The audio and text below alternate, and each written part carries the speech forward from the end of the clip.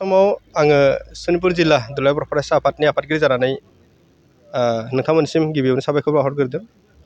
जोङो दिनै सनितपुर जिल्ला दुलाराय बर' फरायसा आफादनि आफादगिरि महरै आंखौ समायखिरा लाहोबाय जिल्लानि बोसोनगिरि राजेस बसुमतारी बिथाङा।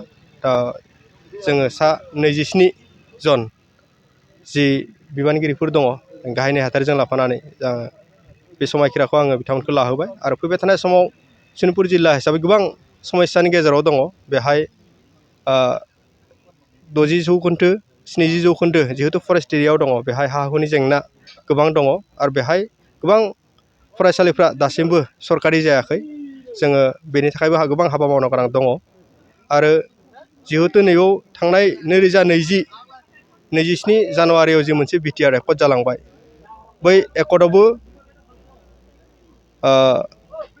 3.1 +1 नि गेजेराव मोनसे दफा दङ दि बे ओनसोला बिटिआर एक्सटेनसननि गेजेरजों हाबनायनि आरो बेखौ लानानै सनितपुर ओनसोलाव थानाय बर' रायजो राजा बिथांमोना खुब आसा फारिनानै दङ दि बे ओनसोला थाबैनो बिटिआर एक्सटेनसना हाबगोन आरो बे ओनसोलाव हा हुआ थाबैनो मोननो हागोन।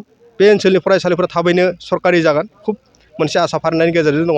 जोङो आसा खालामदों दि बे हाबाफारिफोरा आसाम गभर्नमेन्ट, बिटिआर गभर्नमेन्ट आरो इन्डियान गभर्नमेन्ट बिथांमोना जेन थाबैनो मावफुंनानै होगोन सनितपुर जिल्लाबासिनि हिसाबै। आरो बे गोदानै जि दाफुंजानाय जे मोनसे टीम, बे सनितपुर जिल्लानि आफादगिरिनिफ्राय लानानै नेहाथारि लोगो आफादगिरि गासैबो जोङो टीम वार्क मावगोन आरो गासैनिबो रायजो राजानि बोसोन आरो आशीर्बाद जोंनो नांगोन। आङो बेखिनिखौनो बुंथिनानै दिनैनि समायखिरा लानायाव गोजोननाय जाबाय। सनितपुर जिल्ला दुलाराय बर' फरायसा आफादनि खुंगा 50थि बोसोरारि जथुम्मा लोगोसे सनाथि मायथाइ फोरबो फालिथाय, बियो थांनाय नैबे डिसेम्बर दाननिनो 13, 14, 15 आरो 16 बे सानब्रैनि मेहेरगोनां हाबाफारिनि गेजेरजों गाजा गोमजायै जाना थांबाय। बेनिनो थान्दै मेलाव जि 2021 आरो 2022नि जे मावसम बिबानगिरि, बे गोजाम आफादखौ सिफायनानै गोदान आफाद दाफुंनाय जादोंमोन 2023 आरो 2024 मायथाइनि मावसमनि थाखाय।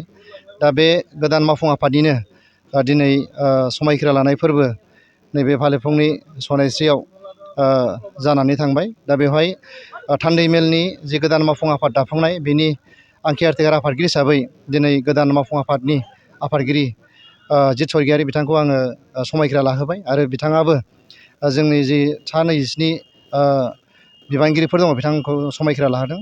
दा समायखिरा हाबाफारियाव बाहागो लानानै आं जोबोद गोजोननाय मोनदों। मानो होनोब्ला गोदानै जि बिबानगिरि बिथांमोना बाहागो लाफैदों, गासैबो डायनामिक लिडार गोजा, साफ्रोमबो माहारिनि थाखाय खामानि मावनो थाखाय जथेस्थ' मेन्टेलि फिजिकेलि दं होननानै आं सानदों। आङो आसा खालामदों बे गोदान मावफुं आफादा जित स्वर्गियारिनि दैदेननायाव जोंनि सनितपुर जिल्लानि जानानै जिबायदि रिप्रेजेन्ट खालामनांगौ खालामनो हागोन होननानै आङो मिजिंथिनाय जाबाय।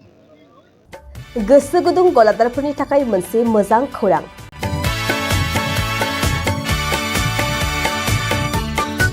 अदालगुरिनि रौता सारियालियाव खुंनो लानाय मिरु एबसुनि 50थि बोसोरसालिया जथुम्मायाव एगजिबिसननि थाखाय गलादारफोरनिसिम जर'खा फोसावनाय।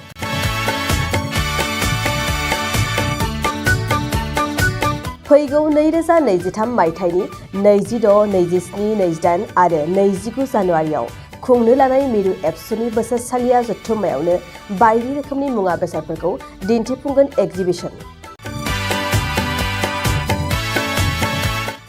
बे एगजिबिसनावनो आबादारि, हेन्डलुम, टेक्सटाइल, फिचारि आरो हारिमु बायदि बायदि आयदाफोरखौ दिन्थिफुंनो थांखि लादों बानजाय आफादा।